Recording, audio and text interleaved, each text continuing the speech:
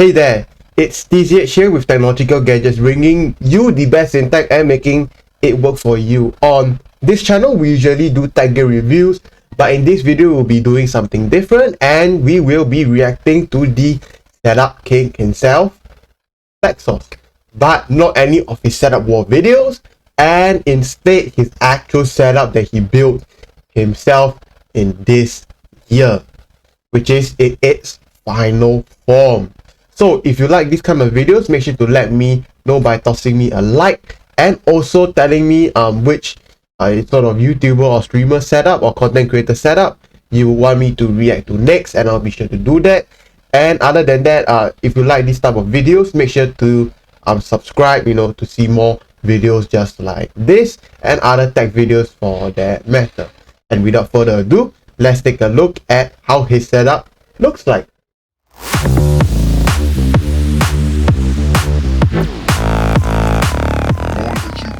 This video is sponsored by LG and Nvidia.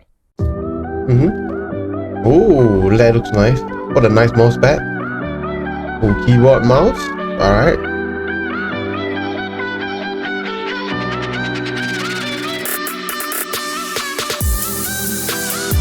Ooh, that looks sick. Oh, that poster though and that light. Damn.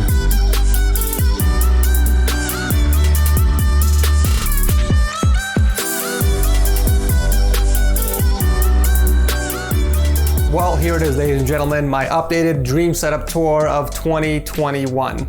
It's a little bittersweet because I'll be taking this apart in a few months as I move to my new home later this year. Okay. So I thought, why not show you guys one final time what my setup looks like after some recent upgrades. So what you're looking at right now is my happy place, my oasis, if you will, where I can escape from reality and just immerse myself into games or entertainment. I no longer edit videos for the channel, so this setup is strictly for gaming and media consumption. Hey, my boy's playing Modern Warfare again. Yeah, that's a good sign. The star of the show is, of course, my sweet baby Big Red version 3.5, a custom gaming PC, which is a temporary system that I built to satisfy my gaming needs until I build my dream gaming PC later this year. Ooh. It is equipped with an i9-11900K that's overclocked to 5.1 GHz. We also have 64 gigs of RAM and the Asus Strix GeForce RTX 3080 in white. As you can tell, I went with an all-white theme to stay as color neutral as possible so that I can completely change the theme of the entire setup to whatever I want, smart. Whenever I want. That's really smart. So if you guys are thinking of like going, you guys should probably think of like going color neutral, either like black, white or gray, somewhere in that spectrum, and you can fit it with any colors basically. If you want to check out the build video on the PC, I'll drop a link to it down below. So the PC is hooked up to a dual stacked monitor setup with a 34-inch LG Ultra Gear on the bottom and a 27-inch 4K monitor up top. Very similar monitor layout like before. However, I did downsize the bottom ultrawide from a 38-inch to a 34-inch for several reasons. First off, this is LG's new Ultra Gear monitor for gaming. It has a lower 3440 by 1440p resolution, but with a higher refresh rate. It comes out of the box with 144 Hz, which can be overclocked to 180 Hz. And since I'm focusing more on gaming, this upgrade made the most sense to me. Essentially, I gave up some pixels and physical size for a smaller and higher refresh rate nano IPS display. In exchange, it actually freed up extra space on my desk and allowed me to lower the top monitor, making it more comfortable for me. As you can see, the ultrawide is still kind of tilted at an angle, just like how the previous monitor was, but it's not as noticeable as before, so it did take me a much shorter time to get used to. I get constantly asked if the angle of the bottom monitor is uncomfortable for my eyes and neck. That's what I would think. Well, the short answer is no. I'm not gonna lie, at first it was very strange for me because my eyes weren't used to that angle, especially being that low to the desk. But like most things in life, you get used to it after a certain amount of time. I didn't experience any neck pain, nor did I have any problems reading the text off either of the monitors for those wondering. And in fact, I recommend a similar layout for those who want to stack monitors. The LG Ultra Gear also has a VESA Display HDR 600 with DCI-P3 color gamut, which is great if there's an emergency where an editor isn't available and I need to do some color sensitive work like editing videos. I just like using an ultra wide curved monitor for that immersive experience. Genshin Impact is a beautiful game, and Genshin Impact is a really nice game. I don't play it personally myself, but it's a really nice game. I do enjoy it a lot more on a wide monitor. And since I'm using an NVIDIA GeForce RTX graphics card, I can take advantage of the new NVIDIA G-Sync Ultimate feature, which improves overall image quality and performance on the GeForce platform. This monitor is actually the first LG monitor with NVIDIA G-Sync Ultimate. This means virtually no screen tearing, stuttering, artifacts, or flicker during gaming, and high refresh rate support, up to 240Hz and beyond, so you can enjoy ultra smooth graphics and react instantly to what's on the screen. If you guys noticed, I've also skinned the bottom bezel using white vinyl so that there is more consistency with the setup's color scheme.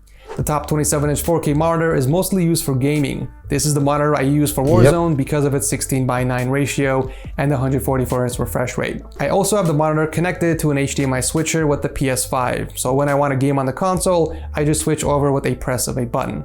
I only have one headset that I use with the whole setup. The ROG Strix Deltas in white that I keep on a headphone stand when it's not in use. That's pretty cool. When I game on the PS5, I think last time he used to use the Sennheiser HD 800S. I don't know why he used a gaming headset. Usually people upgrade from those into like another pair of headphones, but you know, each his own. Maybe he just likes the convenience of it, so I don't know.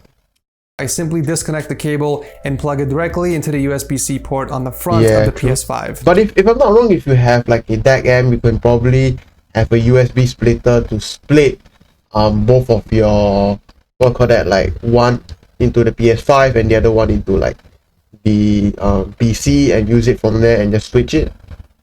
I don't know why he didn't opt for that option, but each his own, I guess. And I guess since we're on the topic of audio, I do want to take this time to mention my badass speakers that I recently picked up. The Kanto Tuck Premium. Yeah, these are good. Yeah, it's okay. Powered speakers with matching speaker stands. The stands are amazing because it raises the speakers so it's closer to ear level, but it also has a cutout in the back to help route the cables. Yeah. As you can see, I also added a white sleeve over the black cables so that it blends in a lot better. As far as the speaker quality, I can't really demonstrate them through a video, sadly, but I do have to say that these are the best looking and best sounding speakers I have ever heard. The crisp high ends with a really deep bass is enough to make a grown man cry. I use them mostly for watching videos and listening to music while I'm getting work done, but sometimes I do like to blast them while playing Genshin Impact. Yeah, it will sound really good. The last piece of audio equipment I have in my setup are my microphone and boom arm, which I've moved over to the left side of the desk. I found that this is a much better location because of how easy it is to use. I simply pull it towards me when I need to use the mic, and it doesn't get in the way of the monitors because it is positioned perfectly right in front of my mouth. Then when I'm done using it, I simply tuck it away in the corner. I'm using a Rode Broadcaster microphone with my Rode AI1 audio interface that's mounted underneath the desk. Both the microphone and the boom arm have been painted in white for consistency, of course. I do have the white XLR cables wrapped against the boom arm with clear rubber bands. That way it can expand and contract as the boom arm extends out. That's really smart. Using Velcro straps won't work here since you need something elastic. Another thing you guys have probably noticed at this point is that the desk no longer has that nasty red border. As I shift completely over to an all-white setup, I did my best to get rid of any colored accents in this setup. I covered the red accent using white electrical tape, but I'll be getting rid of the desk. That's a really good job though, the way he covered it. Once I do move, so this is just a temporary solution. Once I do move to my new home, there will be a brand new custom desk built. In fact, I'll give you guys a quick sneak peek at what it's gonna look like. Oh, my buddy Danny from my Discord server did a quick 3D model of what the new setup would look like, and yes, that is Big Red version 4 mounted on the wall. Of course, this is a very simple design, as I'll be doing a lot more to this next year. Alrighty then, moving on to my favorite part of this setup. Well, I should say one of my favorite parts, the peripherals. As most of you guys know, I recently built myself a new custom keyboard, and if you guys missed the video, links will be provided below. But I did go all out and built my dream custom board with the Rama M65B Milk. I went for the Duroc L2 switches and the GMK bleached keycaps, and I'm just seriously obsessed with this keyboard. I can't believe how long I've been using a cheap pre-built keyboard. There is no going back after this. In fact, I'm working on building a few more boards just for fun. In order to appreciate the beauty and performance of this keyboard, I had to go with a custom coiled cable to complement it. For mice, I actually swapped... Actually, what I thought he could do better was that he could have the cable, and then after that the aviator showing, and then after the cable drilled into his desk. So it gives it that wireless look, but it still shows off the cable itself. But I don't know, maybe that's just me, but I think that looks pretty cool. Between two. I use the MX Master 2S mostly for work because I just love the hyper scroll wheel, and not to mention how comfortable it is. But I do... It's one of the reasons why I still use my Logitech G903 because of that hyper scroll wheel. So there you go. Switch over to the Model O wireless for gaming. One thing I recently added to my a lot of people do that nowadays. They have a really productivity heavy mouse, which is the MX Master 3, and then after that like a gaming mouse of choice. So that's a really good option if you guys are looking for the best of both worlds. Setup is the Carpio 2.0 from Delta Hub. This is a wrist rest for your hand. This is one of those things where you don't really know how much you need it until you use it. Maybe I'll be using it in the future. Who knows? Maybe I'll pick one up. It depends on the price though. But if it's a good price, I'll definitely pick it up. This allows me to glide my hand more comfortably and avoid applying pressure to the underside of my wrist. Plus it helps keep my mouse pad a lot cleaner since my hands don't touch the pad. True. Speaking of pads, I guess this... If I'm not wrong, it helps like glide better as well.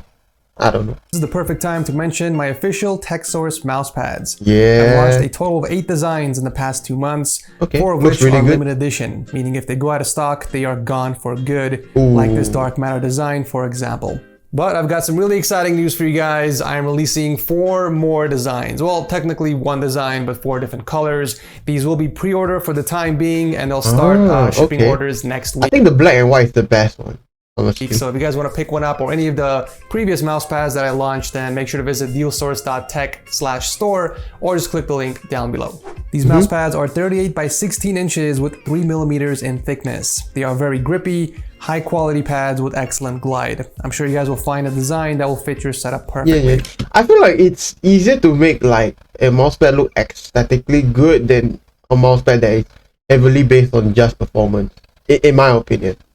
Since both mice are wireless, I do have to charge them from time to time. And I was tired of running a cable across the desk to do this, so I installed a drawer underneath the desk as a solution. This is where I keep my PS5 controller and whatever mouse that I'm not using currently. What's so special about this drawer is that it has a cutout near the back. This allows me to pass through the cable. Oh, so when I make my new setup next time, I should probably keep this in mind. So that I can charge my mouse and the PS5 controller when I'm not using it. So for example, let's say I'm using the MX Master 2S while I'm working. I put away the Model O and I plug it in the USB-C cable so that not only is it charging, but it's also away from sight. This keeps the surface of my desk neat and tidy at all times. I do the same thing with the PS5 controller. Of course, I still have my tiny, trusty pencil drawer, which I use to keep all of my essential items in here. Oh, and a mic a as couple well. of pens to sign contracts, USB drives, and my YubiKey, which is a security key needed to gain access to my PC. I've actually mentioned this in a previous Cool Tech video. There's nothing too exciting with the cable management. I decided not to redo them since I'll be taking apart the entire setup in a few months anyways, so I just didn't think it was worth the time. I'd much rather spend those hours playing Genshin Impact if I'm being honest. Yeah, I mean, if you're gonna take apart in your setup like in a few months, then nah. But other than that, if you're thinking of like creating like a final setup, then yeah. But for the most part, it's still under control to the best it still of my looks ability, really good. given how much little space I have left over from all the upgrades I've made over time. All I gotta say is the cable management is gonna be next level for my new setup.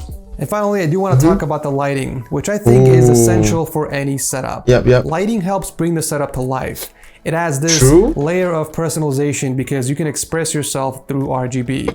I think RGB is really amazing because it can completely transform the look of your setup if done right. So during the day, I'm in productive mode. I don't have any of the lights on the wall on, that way it's not too distracting when I'm trying to get some work done. But as soon as the sun sets, I transition over to gaming mode. The entire wall lights up because I have both of the nanoleaf panels and the golden glides set on a schedule. They turn on at 6 p.m. every day and they shut off at 12 a.m. I do have to admit, Nice. So you got 6 hours of like basically rest time. Okay, that's pretty cool. I mean, he got so many Govi, like these panels, not Govi panels, but these panels that he could probably use it as like a freaking softbox, like, to be honest. Overboard with the 56 nanoleaf panels on the wall, but at the same time, they do look pretty dope, so I have no regrets. Yep. In addition to the nanoleaf panels, I did add a Govi glide on the left side of the wall. I feel like the lighting was too unbalanced on one side of the wall, so I wanted to spread it out a little bit. I thought of a great way to highlight the disc plate I recently picked up. This is one of my favorite scenes from Dragon Ball Super. Goku in Ultra Instinct mode going up against Jiren. By far one of my favorite fights in the Dragon Ball universe. And in case you didn't realize from the shelf of collectibles up top, yeah, I'm a huge Dragon Ball fan, specifically Dragon Ball Super. But I do want to take a moment and talk about these Govi Glide wall lights because I think they are so underrated. They're basically LifeX beams, but cheaper. Yeah. If you didn't tell me those are Govi, I thought those are like literally LifeX beams, like literally. Bars get extremely bright. It looks like 99%, okay, let's just say 90 or no 95% of the way there, but it's probably like half or quarter of the price, so that's really good. Right, and they are perfectly diffused from start to finish. They come in 6 smaller pieces and 1 corner adapter that allows you to connect them any way you want to add some really cool accent lighting to your room or setup. Yep. The only caveat is that you can only connect 6 bars and 1 corner piece. Okay, and that is where the like 5 to like 10% difference comes from. So if you do end up buying multiple units, they have to be separately connected. Yep. Just like all Govi products, you can control the lights using their app. There is a nice selection of over 40 dynamic scenes you can pick from, or you can completely customize it from scratch, which is what I did with mine. So in addition to adding static colors to each diode on the strip, you can actually add a dynamic effect as well. I wanted the Govi bars to match not only the colors of my setup, but also the same effect. As you can see, I have this gradient wave type effect that starts from the nanoleaf panels and it makes its way down to the peripherals and all the way to the PC. So I basically went into the DIY section and I made a custom retro synthwave theme. You basically pick all the colors you want displayed and you choose an effect. There are some really cool ones to pick from, but my favorite is the rainbow effect. You can even do a combination of effects by going with the combo option. The lights are also compatible with Amazon Alexa and Google Assistant, so you can turn them on by voice. So basically, these Govi products, you could just have them around your house and be like whatever assistant, and then turn on the setup, and then everything will just. I think he would. If I'm not wrong, I'm gonna take a gamble. I'm gonna take a guess that he will be doing that for his next setup.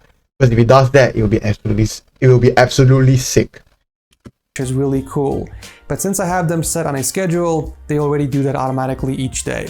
But yeah, overall, such a cool piece of tech. I highly recommend picking one up if you're looking to add a bit of spice to your setup. I'm gonna let you guys in on a little secret and show you guys how I'm able to control all the lights in my setup just using one software. I used to use 6 different apps to control the lights in my setup. Until recently, I switched over to Signal RGB. With this app, I'm able to control the lighting from my keyboard, my mouse, and all the parts on my PC. Okay, you know what? I'm gonna download it. Under the Devices tab, you can actually see a full list of all the supported devices you have plugged in. I think it's probably like, what, $10-15 if I'm gonna guess? I have all 4 of my RAM sticks up top, my graphics card, even my Rama keyboard is on here. This is where it gets fun. You can browse and download any effect you want from the homepage. There are so many cool effects available for free, and if you find one that you like, all you gotta do is download it and hit the apply button. Immediately, your entire setup's colors change to match the theme selected. It's insane. There are even audio visualizer effects that match the music you are listening to. I'm gonna get that. Because I listen to a lot of music. Okay, I'm gonna get that. On your PC. Because especially as a producer, I'm gonna get that as well. It's gonna look extra sick, especially when I'm producing and I'm listening to my final mix and like, favorite effect has to be. And if you didn't know, I produce music, so if you want to hear my music, make sure to check out Hypothermite. That's a small plug right there. The sunrise visualizer. You can also edit anything you don't like underneath the customize option. So things like movement of the animation, the speed, the size, all the way down to the colors. For example, I do like the effect, but I don't like the colors. So I'm gonna change these up to match the retro synthwave color scheme of my entire setup. That looks good. So there you have it. I get the same effect that I like, but in the colors of my setup.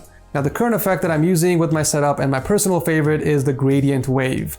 I've also customized this to only show 2 colors, and I just think it fits perfectly with my setup. Yeah, it looks so sick, man. You can even position all of your gear in certain areas of the grid so that the effect you selected can look more natural, as it will follow a certain lighting path. As you can see here, I want the lighting to start from the keyboard and mouse and naturally make its way over to the PC parts. The craziest thing about all this is that it's completely free to use. Oh, what? It's actually free? Okay, that's pretty cool. My mind, because I know, like right? These guys deserve more credit on creating such an awesome. Yeah, even if it's like $10-20, I think a lot of people still buy it. Because think about it.